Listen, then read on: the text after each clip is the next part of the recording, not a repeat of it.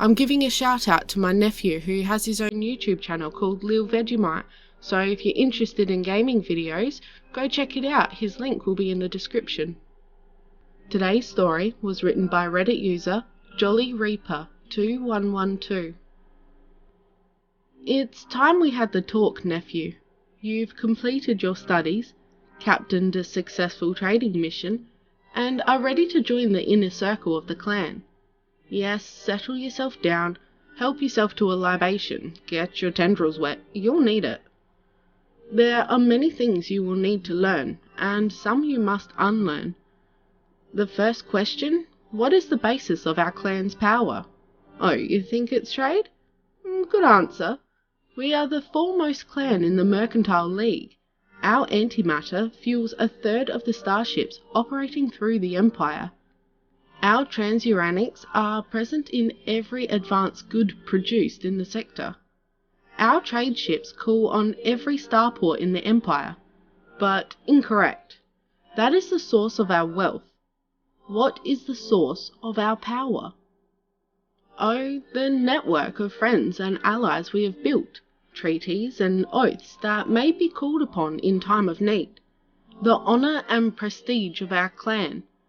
Our wise and sagacious leadership through the generations has led us to construct trade deals that are of mutual benefit, so that cooperation is obviously preferable to conflict.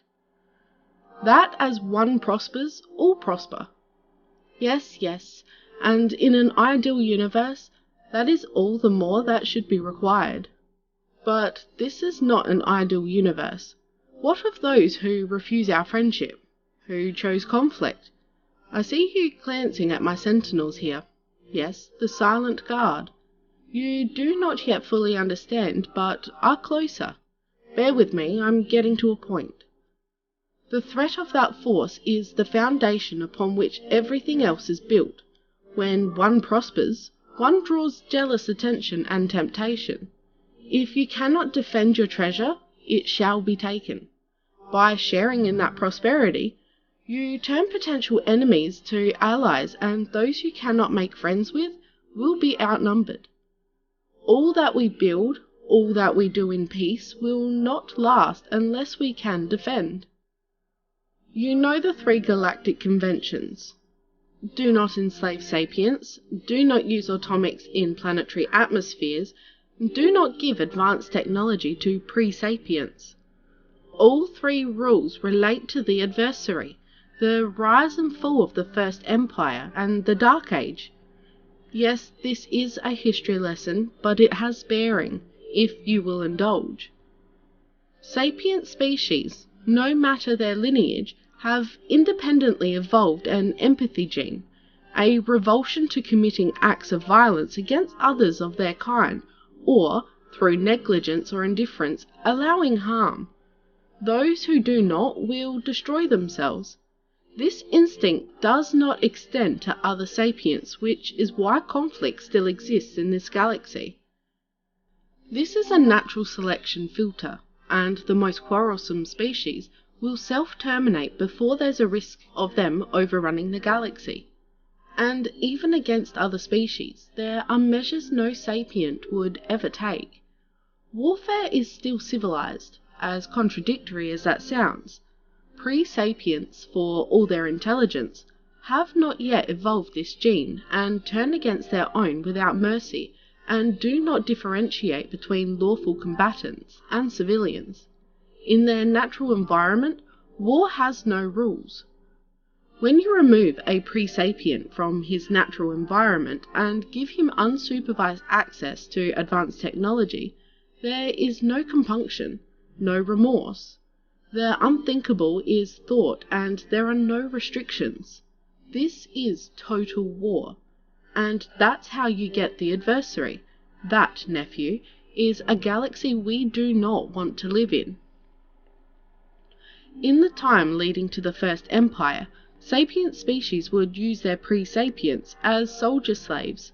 Exposure to direct violence is damaging to any intelligent mind, and sapients cannot endure direct combat without going insane. Even pre-sapients are not immune, just less susceptible. A lower natural intelligence meant greater resilience to psychological trauma, and it was generally understood that whoever was shooting the gun could not be expected to maintain the gun. A good soldier was a brute, a trained animal. That's just how things were. On a warship, there was a strict hierarchy. There would be a small command staff of sapients supervising a crew of client species technicians, and pre-sapients who would do the fighting, be it in gunships or drop pods as infantry. Someone somewhere found a pre-sapient species on an unknown planet and appreciated their capacity for violence. What lovely soldiers they would make. If left to their own devices, they surely would have extinguished themselves. But they were enslaved and set to work, and work they did, helping to forge the first empire in galactic history. Their masters grew fantastically wealthy and over time became lazy. Their clever slaves stepped into the void. They could not only shoot the guns, but also maintain them. There was no need for separate technicians. They demonstrated capacity for planning, for strategy. Their masters delegated more and more military responsibility to their slaves, until the point that the ships were wholly crewed by pre-sapients. Killers who could not just shoot the guns but maintain them. Killers who could operate and repair starships. Killers who could plan and conduct entire military operations on their own recognizance. They could design and construct the next generation of weapons themselves. The very thought of it still brings terror to this day, nephew. This power imbalance did not escape the slave soldiers' notice. An inevitable coup later, and now it was their empire and expansion redoubled. The former slaves did not forget the cruelty of their masters and applied those lessons with vigour. Such was their tyranny that they united the entire galaxy against them. The war was on a scale inconceivable. Fleets clashed in the night, planets burned, civilizations were snuffed out. The very written records were attacked by infovores, so that history itself was nearly erased. The war ended simply because there was hardly anyone left to kill. A few % of the pre-war population left, scattered in pockets across the ruins of a galaxy.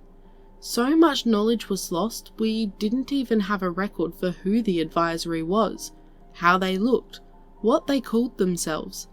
We didn't know who enslaved them. Few primary sources existed, and only in fragments. Most of what is public knowledge is conjecture from archaeological efforts. Even finding a fragment of an imperial sigil was noteworthy. It took thousands of years for the pitiful few survivors to rebuild. This second empire we live in is a result of their efforts. Those galactic conventions were agreed upon as a minimal standard of civilization, to prevent a repeat of the past.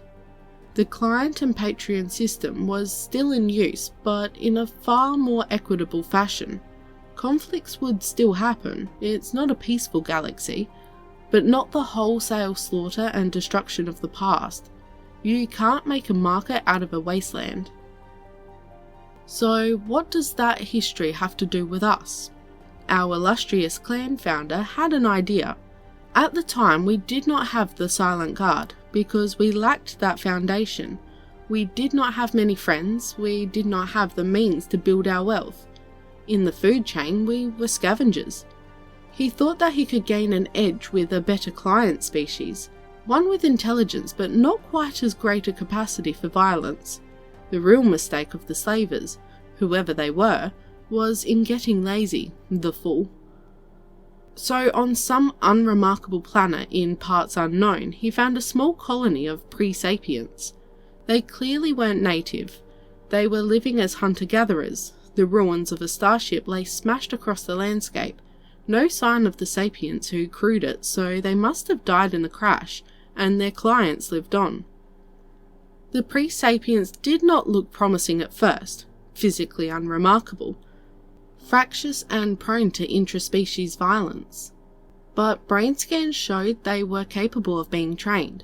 So our clan founder captured a breeding population, salvaged the data core from the wreck, and sterilized the site. Yes, he used an atomic, but it wasn't a civilized world, so there was no one to notice. That was hardly his worst crime, as you will soon learn. Our founder set up a breeding and training program. The adults, of course, were habituated to a primitive lifestyle and could not adapt to the change, but the children demonstrated an amazing capacity for learning. They could learn languages, logic, science, and strategy. One could almost mistake them for sapient, if not for their terrifying capability for fratricide. There are stronger combatants with fangs and claws and venom. There are smarter species. But if you plot strength and intelligence on a 2-axis graph, and you will see no other known species come close to being as intelligent or skillfully violent. They were ideal soldiers. You might think someone would have suspected something at this point, but opportunity has a way of murdering caution in its sleep. Our founder forged ahead. And so we adopted the Silent Guard as our clan's private military. Our founder wanted to maintain exclusivity, keep their identity secret, and monopolize their services. The Guard would never let their true form be seen by others. Always hidden in an encounter suit, upon death, biological distributors would trigger, vaporizing the body and all genetic traces. This mystique would enhance their legend, and we could use that to our advantage. And we did. The Silent Guard would fight like fanatics, with suicidal disregard for their own lives. Their very reputation developed to such a point that opponents would surrender the moment they took the field. After the betrayal at Kalan, we had no excuse. If you recall your clan history, nephew, this is when our rivals in the Mercantile League sought to eliminate our senior families at the decennial conference.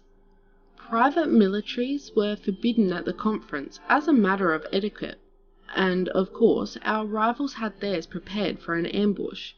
Not only that, traitors in our own clan cooperated with the plot. That they could even agree to take part makes me even question whether we ourselves are truly sapient. They had authority outside the circle, but would never advance to be within. The plot, if successful, would see the clan in a junior position, but their position within the clan elevated, a trade they found equitable. Their role would be to prevent a timely response by our own military. Not only did the Silent Guard penetrate this plot, they commandeered and flew starships to Kalan to effect the rescue. Flew starships. It should have been obvious. Our grateful leaders refused to see it, and so we continued along, growing in wealth and stature. All the while the Silent Guard gained more and more power behind the scenes. One of their own managed to decode that salvaged data core, by the way, something our best scientists could not. It confirmed what we should have suspected. We had repeated the very same mistake of the slavers in the First Empire. But the Silent Guard, these humans as the core named them, they saw their history and wept. They wanted a different future, and so they became silent partners in our clan, equal but unknown. And this is the secret of our power, dear nephew, and it is not ours alone. They see our arrangement as mutually beneficial. They say we have a capacity for diplomacy. We are good at making friends, and our alliances have made the galaxy a safer place. We should each play to our strengths, and together we are quite a team.